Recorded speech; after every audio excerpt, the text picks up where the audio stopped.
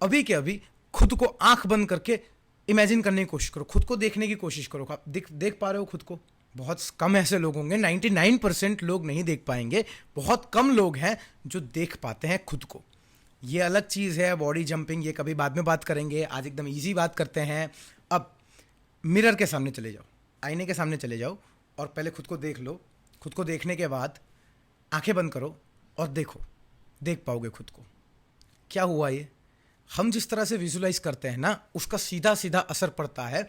आपकी चीज़ मैनिफेस्ट होगी या मैनिफेस्ट नहीं होगी। नमस्कार, आज मैं बात करने वाला हूं मल्टी पर्सपेक्टिव विजुलाइजेशन टेक्निक की।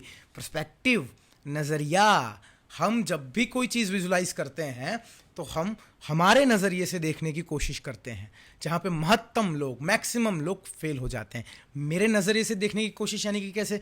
अगर मुझे पैसा चाहिए तो वो पैसा मैं मेरे हाथों में देखने की कोशिश करूंगा, क्योंकि मैं खुद को तो नहीं देख पा रहा हूँ। मैं वो एक्सपीरियंसेस महसूस करने की कोशिश करूंगा। शादी वाली चीज़ आती है, लव वाली चीज़ आती है, तो वहाँ और ज़्यादा हालत ख़राब हो जाती है, क्योंकि ऑलरेडी आपको सामने वाले को भी विजुलाइज करना है, खुद को भी उसके साथ विजुलाइज करना है। समझता हूँ दिक्कत होती है। इसके लिए आज मैं लेके आया हूँ मल्टी पर्सपेक्टिव टेक्निक।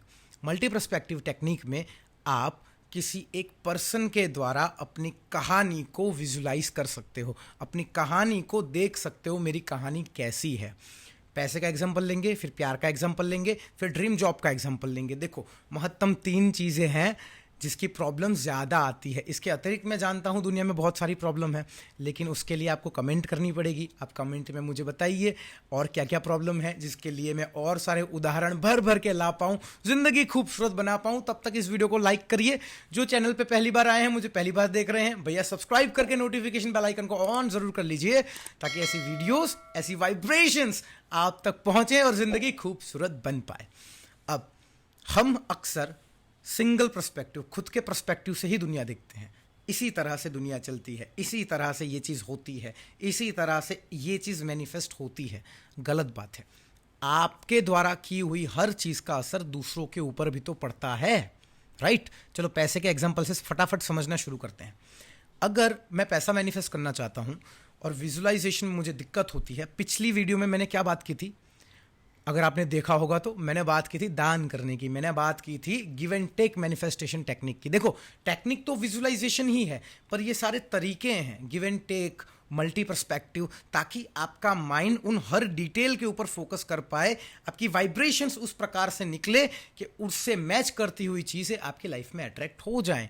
पिछले वीडियो में हिंट दिया था, इस वीडियो में भी हिंट दे रहा हूँ। बहुत सारी अनसक्सेसफुल स्टोरीज आने वाली हैं, जहाँ पे मैं बताऊंगा कि आप गलत गलत चीज़ें गलत गलत विजुलाइज करने से मैनिफेस्ट कर लेते हो।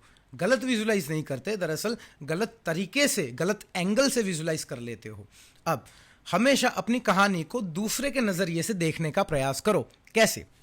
आपको अगर पैसा चाहिए तो पैसा, वही वाली टेक्निक यूज़ करेंगे, गिव एंड टेक वाली। गिव एंड टेक में आप फोकस करिए वो थर्ड पर्सन के ऊपर, जिसकी ज़िंदगी आपने खूबसूरत बनाई, जिसकी लाइफ में आपने कुछ किया, जिसकी वजह से उसने कुछ अच्छे शब्द आपको बोले, आपको ग्रेटिट्यूड पेश किया, आपको थैंक यू बोला। ये पैसे की बात हुई। गाड़ी वगैरह, मुझे आज भी याद है, आज से 6 साल पहले मैंने मेरी पहली गाड़ी खरीदी थी। और वो पहली गाड़ी मैं विजुलाइज कैसे करता था? मेरे पिताजी को देख के। देखिए, सबके पापा सुपर हीरो होते हैं, मेरे पापा भी मेरे सुपर हीरो हैं। तो अब जो पापा लोग होते हैं ना, टफ होते हैं यार, ज़िंदगी है। अब मेरे पापा की कहानी की बात करूं तो 2 बहनों की शादी की, मेरे दादाजी का निधन थोड़ा जल्दी हो गया था, 2 चाचा की शादी की, हमारी जवाबदारी, हम 3 भाई बहन हैं, राइट?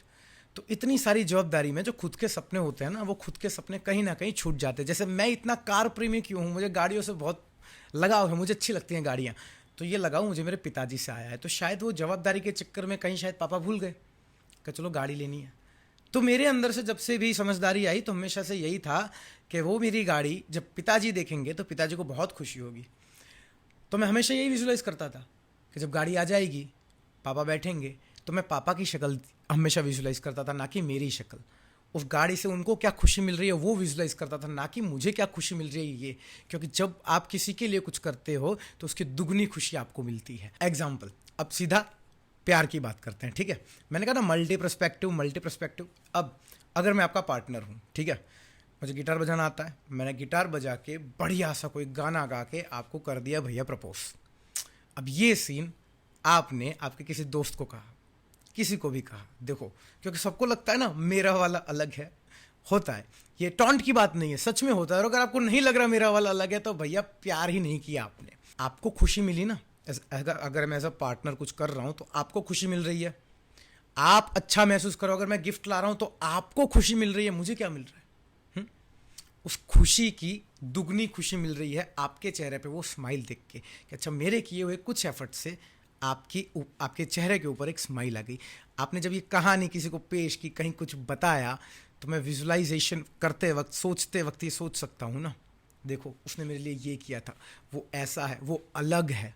तो यानी कि अपनी प्रेम कहानी में हमेशा थर्ड पर्सपेक्टिव, तीसरे एंगल लगा के सोचने की कोशिश करो। जिस प्रकार से कहानियाँ चलती हैं भाई, कैसे करना है, देखो हम कहानियाँ, मूवीज़ इंस्पायर होती हैं रियल लाइफ से। अगर आप बहुत ही ज़्यादा स्ट्रेस रहते हो, बहुत ज़्यादा टेंशन में रहते हो, कोई रोमांटिक सी अच्छी पिक्चरें दिखा करो जहाँ पे कोई ब्यूटीफुल सी कहानी चल रही है। अरे यार अजब प्रेम की गजब कहानी जैसी पिक्चरें दिखा करो जिसमें देखो क्या जॉली कहानी चलती है।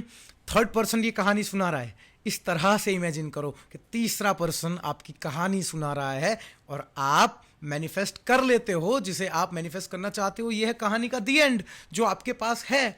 जब सबके पास दी एंड है तो भैया क्यों नहीं मैनिफेस्ट होता? क्योंकि विलन भी तो होते हैं ना पिक्चर में, बहुत सारे विलन होते हैं। इसी तरह से जो बाहरी एलिमेंट है, विजुलाइज करने के बाद जब आप असली दुनिया में आते हो तो ये नेगेटिविटी आपके ऊपर असर करती ही करती है। या तो आध्यात्मिकता थोड़ी सी बढ़ा दो आप, यानी कि बिजी लाइफ में से थोड़े आध्यात्म की तरफ चले जाओ, अपनी प्रैक्टिसेस बढ़ाओ तो और पॉजिटिव रहोगे।